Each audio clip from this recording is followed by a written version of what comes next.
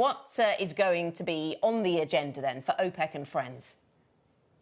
Good morning, Anna. Well, I think it's very clear this morning that top of the agenda is going to be compensation, bringing those cheaters on board. And this really comes very clear from the kingdom. Saudi Arabia's King Salman has called Nigeria's President Muhammadu Buhari this morning, and they discussed the importance of compliance. So the Saudis are making it very clear that they will not tolerate cheaters for very long. This has been the agenda really for Russia and Saudi Arabia since they were really bearing the burden of these cuts. And it's not just complying with the cuts that are, you have to do exactly right now for this month. They also want them to, in a way, atone for their past sins. So making up compensation cuts for the past ones that they have missed.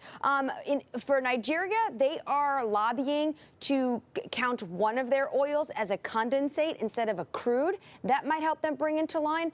Iraq, for their part, they have been doing better in terms of compensation. They've implemented about 80%. So for the Iraqis, it's been probably the best we've ever seen. But as Halima Croft says, compensation may be just a bridge too far. This is 100% wise. This is a country that is still dealing with a very dire economic outlook.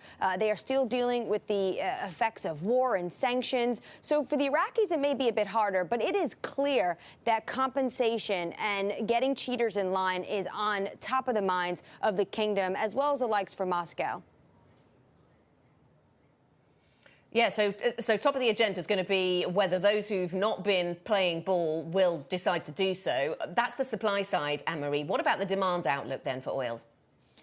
Exactly. And the reason why we're seeing this massive push on the compensation side is because demand is looking relatively shaky. We just heard from the IEA last week, and they dropped their second half outlook by 500,000 barrels due to the depressed air travel. Yesterday, of course, we saw what you mentioned earlier, Anna, that U.S. report of surging U.S. gasoline stockpiles. So motor fuel, that is surging. And Amrita Sen is saying they need to remain vigilant if they want to be able to have control on this market. At any point, you can have a demand pullback.